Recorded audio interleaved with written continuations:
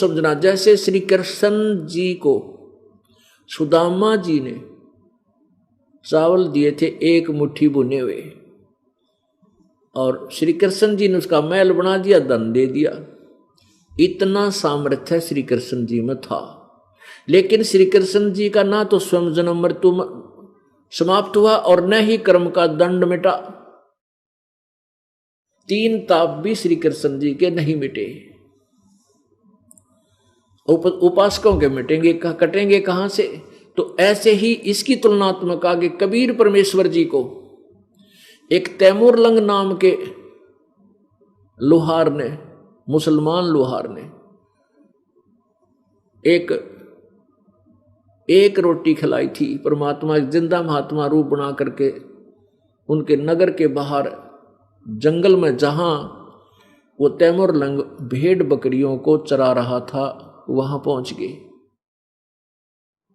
और तैमूर लंग की मां खाना लेकर आएगी। साधु को 1 रोटी खिलाई कबीर परमात्मा ने को। कबीर परमात्मा ने खाना खा रहे थे तो माई ने कई बार प्रार्थना की, हे भगवान, हम धनी हो जाएंगे, हम बहुत निर्धन हैं, हमारा गुजारा भी नहीं होता है, कई बार तो भूखे सोते हैं प्रभु। परमात्मा ने खाना खाकर, और वहां बकरी बांधने की एक बेल पड़ी थी, चैन लोहे की, संगल बोल रहे उसने, उसको छोटी सी बना ली, 4-5 बार मोड़ कर, 1 रोटी खाते ही इतनी को होगी वह, 3-4 बार मुड़कर।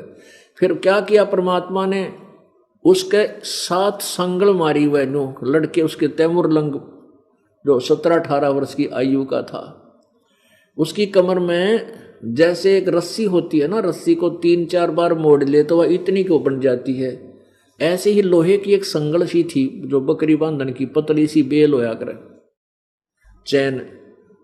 तो उसको 4-5 बार मोड़ के इतनी बन गई, उसको 1, 2, 3 ऐसे 7 मारी उसके कमर पे, और फिर लात मारी, मुक्के मारी। अब बुढ़िया ने सोचा कि महात्मा तो मेंटल था, ये तो पागल था, और मैंने इसको ज्यादा बार कह दिया कि हमें धन दे दो, हम दुखी हैं, शायद इस कारण से ये चढ़ गया। तब माई ने पूछा, हे महात्मा जी, मेरे बेटे ने कोई गलती कर दी क्या, आपने इसको पीट डाला? परमात्मा बोले, बेटी तेरे बेटे को मैंने पीटा नहीं है, जो पहले इसका 7 बार सांगल मारी है ना बेल, ये 7 पीढ़ी का राज दे दिया तेरे बेटे को, और फिर ये लात गुस्से मारे है ना, उसके बाद तेरे राज्य टुकड़ों में बट जाएगा। तैमूर लंग से लेकर औरंगजेब तक 7 पीढ़ी ने राज किया, औरंगजेब के बाद छोटे छोटे टुकड़ों में वो राज्य बट गया, ये इतिहास प्रमाण है। अपनात्माओं देखो, अब तैमूर लंग ने राज भी प्राप्त कर लिया, बकवाद को राज प्राप्त होने के बाद तो नरी बकवाद करेगा, क्या कितनी जीव हिंसा करता है इंसान। फिर परमात्मा दोबारा मिले कि कुबद्दी, अब छक लिया धन से या कुछ रह रही है कसर तेरे में? तब उसने कहा, शिकार में बाहर मिले परमात्मा, फिर तब उसने चरण पकड़ दिए, ज्ञान ग्रहण किया, दोबारा उपदेश दिया और त्याग दिए वो सब हिंसाएं, सब जुल्म करने छोड़ दिए। फिर तैमूर लंग को परमात्मा ने मोक्ष भी दिया और 7 पीढ़ी का राज भी दिया। श्री कृष्ण जी जो विष्णु अवतार थे, वो एक ब्रह्मांड में एक विभागीय मंत्री हैं, तो मंत्री सत्र का जो लाभ है मंत्री दे सकता है, लेकिन प्रधानमंत्री सत्र का लाभ पर मंत्री, राज्य का मंत्री नहीं दे सकता। तो परमात्मा को तो समझो पूरे ब्रह्मांड, असंख्य ब्रह्मांडों का प्रधानमंत्री, और ब्रह्मा विष्णु महेश ये केवल एक ब्रह्मांड में एक विभागीय मंत्री, ये भी राहत दे सकते हैं, लेकिन जो परमात्मा कबीर जी दे सकता है, ये 7 जन्म नहीं दे सकते, 100 जन्म नहीं दे सकते।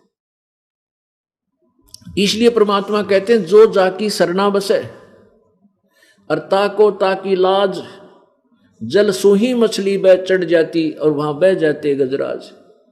ऐसे पानी जा रहा है तो मछली नीचे से ऊपर आ जाती है, उसको इतना फरी छोड़ रखा, तू कितना घूम फिर, तुझे कोई रोक टोक नहीं है। और वहां हाथी के पैर फिसल जाते हैं उस बहाव में, हाथी बह जाते हैं, इतने तगड़े तगड़े हाथी भी। तो ऐसे हम जिस भी इष्ट की पूजा करेंगे, लेकिन प्यार इतना हो, लगाव इतना हो, जैसा जल का मछली से होता है, मछली का जल से, ऐसे हम जिस इष्ट में इतनी श्रद्धा रखेंगे, अनन्य भाव रखेंगे, तब वो इष्ट हमें इतना ही लाभ देगा। तो अब हमने इष्ट सेलेक्ट करना है, अब हमने भगवान चुनना है कि किस परमात्मा से हमें क्या लाभ होगा। इसको पारखू कहते हैं, पारखी कहते हैं, इसको परख करना कहते हैं। तो पुण्यात्माओं, हमने उस परमात्मा को चुनना है जो हमें पूर्ण मोक्ष दे, सदा के लिए जन्म मृत्यु के झंझट से खत्म बचा दे।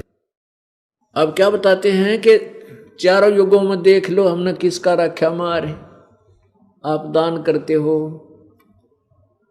और आपको तुरंत लाभ देता परमात्मा, क्योंकि भगवान तो दाता है और वो हमें कुछ निमित्त बनाकर ही देता है। देखो, प्राणी जब दुखी होता है उसके पुण्य समाप्त हो चुके होते हैं, क्योंकि पुण्य जब तक रहते हैं आप पर कष्ट नहीं आता। पुण्य समाप्त हो जाते हैं तो पाप कर्मों का दौर शुरू हो जाता है। जैसे आप पूर्व जन्म की जो संस्कार थे वो अच्छे संस्कार चलेंगे ठीक, तब तक तो आप सुखी नजर आओगे, घर में भी सुख, सारा आनंद, संतान भी ठीक, अच्छी शिक्षा ग्रहण कर रहे हैं, कोई रोगी नहीं। और जिस समय वो पूर्व जन्म के संस्कार समाप्त हो जाएंगे, जैसे इन्वर्टर की बैटरी चार्ज कर रखी है, चार्जर अब लगा नहीं रखा, तो वो इन्वर्टर जब तक वो बैटरी चार्ज है, जितनी क्षमता है उनकी, तब तक तो पंखे भी चलेंगे, बल्ब भी जल रहे हैं, कूलर भी चल रहा है। और फिर एक कदम सब लाभ मिलने बंद हो जाएंगे, वो इन्वर्टर डाउन हो जाएगा, ना पंखा चले, ना ट्यूब जले, और न ही कोई कूलर चले, यानी वो आपत्ति आएगी। इसी प्रकार आपके पूर्व जन्म की बैटरी जब डिस्चार्ज हो जाएगी, शुभ संस्कार समाप्त हो जाएंगे, आपने आगे सद्भक्ति मिली नहीं, वो चार्जर लगा नहीं, तो एकदम आपत्तियां आ जाती है। तो पुण्यात्माओं, परमात्मा कबीर जी के पास आप आते हो इस दास के माध्यम से, उसकी पावर से ये दास कनेक्शन दे देता है। मैं तो उसका लाइनमैन हूं, उस पावर की, उस परमात्मा की पावर से आपका कनेक्शन जोड़ दूंगा। मुझे पावर है वो जोड़ने की, और को अधिकार नहीं है, कोई जोड़ नहीं सकता उससे।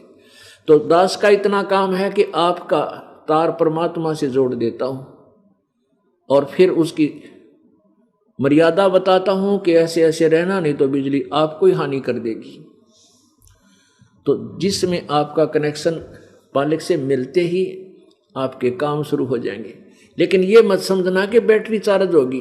अब जैसे इन्वर्टर का लाइट आएगी तो उस लाइट से आपका काम शुरू हो गया, लेकिन वो चार्ज होने में समय लगेगा। ऐसे ही परमात्मा आपको आते ही पहले अपने कोटे तक, जो आपके भाग्य में नहीं है, आपके पुण्य में, पुण्य भी नहीं है, अपनी तरफ से अपने कोटे तक देगा कुछ राहत। फिर आपको विश्वास होगा कि सचमुच भगवान है, और फिर आपकी रुचि बनेगी प्रभु की तरफ। फिर आपको यहाँ ज्ञान दिया जाता है कि देते को हर देते, जहां तहां से आन, ना दिया फिर मांगते, फिर यो परमात्मा सुनाने का। तो फिर आपको तैयार किया जाता है, फिर आपकी रुचि बनती है, इतने सुख देख करके फिर पुण्य शुरू कर देते हो। फिर उन पुण्यों के प्रतिफल से आपके घर में सुख, आपके शरीर में सुख, और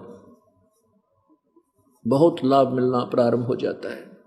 अब पहले परमात्मा आपको इतना सुख देगा और फिर प्रेरणा देगा कि आज तो इनका पाठ कराऊंगा चाहे कुछ भी हो जाए। और पाठ करा दिया तो भगवान राखता नहीं, 1000 गुना करके आपको वापस देता है। क्यों? परमात्मा कोई भिखारी थोड़ा है कि हम उसको दान कर रहे हैं, वो हमारे लिए बैठा है। वो तो आपके इस तरीके से पुण्य बनवाता, अधिक बढ़वाता है, और फिर अंदर से प्रेरणा करता है कि दान करूं। आप पे आरती आप पे साजे, आप पे किंगर आप पे बाजे, आप पे ताल झांझ झनकारा, आप नजे आप देखण हारा। करे करावे साइया मन में लहर उठा, अदादू से दरजीव के वो आप बगल हो जा। सारा काम अब कबीर परमेश्वर करेगा आपका, और आप में प्रेरणा करेगा। मन में लहर उठाओगा, ये कर दूँ, ये शुभ शुभ लहर उठेंगी, अब बुरी नहीं आपके मन में आऊंगी। कुछ दिनों के बाद कति खत्म हो जाएंगी, पुण्य की तरफ नीत रहेगी, या भक्ति भजन में आप इतने लीन हो जाओगे कि ये सुबह शाम की आरती मंत्र ये ना पूरे हो के दे। और बकवाद करण की तो सोचने का समय को नहीं मिला आपने, या तो अपना काम करोगे संसारिक, उससे फुर्सत होते नहीं रहेगी, सुबह का नित्यनेम रहेगा, आरती रहेगी, है रमैणी करनी है, मंत्र करने हैं, सांस का सुमन ना होया तो इतना खुराक दे देगा भगवान आपको। इस आत्मा की खुराक इतनी मिल जाएगी कि थोड़े ही दिनों में पहलवान बन जाएगी। और मन इतना वीक हो जाएगा, यो बकवाद तो करेगा थोड़ी बहुत, पर इसकी पार नहीं बसाओगी, क्योंकि इस तत्व ज्ञान रूपी रस्से से इसको इतना टाइट बांध दिया जाएगा कि हानि नहीं कर सकेगा, ये चोरी नहीं कर सकता, फिर ये ठगी की प्रेरणा नहीं कर सकता, बकवाद मन में नहीं, आगे तक आत्मा करण नहीं दे, वो ज्ञान अट जाएगा। ऐसा जुल्म करे फिर भोगना पड़ेगा, ऐसे टांग कट जा, आँख फूट जा, क्या क्या जुल्म होगा हमारे साथ, कुत्ते गधे बनेंगे। तो फिर ये ज्ञान उस मन को इतना टाइट बांध देता है कि वो हानि नहीं कर सकता, फूफा चाहिए वो करता ही रहे, हानि नहीं कर सकेगा। तो इस प्रकार हमने परमात्मा का लाभ लेना है, अपनी आत्मा का उत्थान करना है, अपना उत्थान करना है, आत्म उत्थान।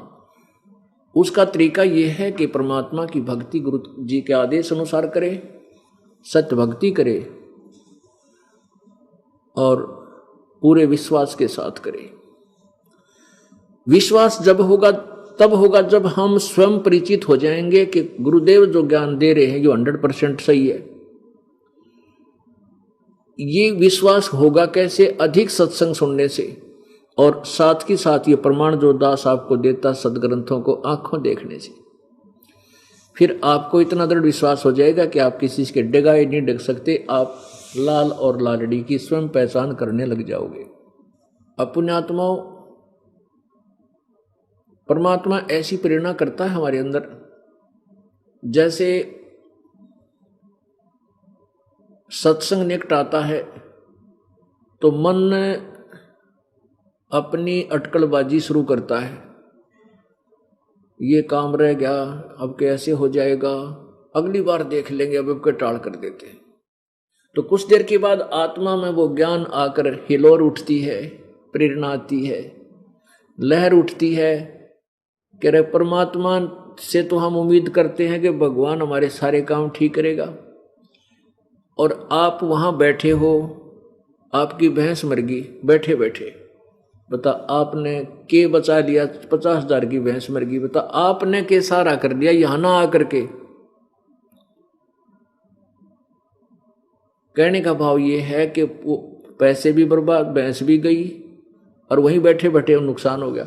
और परमात्मा के चरणों में आवेंगे, कहते हैं संत शरण में आने से आई टड़ा बला, अर्जय मस्तक में सूड़ी होवा कांटे में टल जा।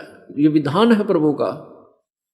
अब आदमी बीमार हो जाता है, काम भी छूट गया, पड़ा रहा उसमें हॉस्पिटल में, 15 दिन में छुट्टी मिली, 50,000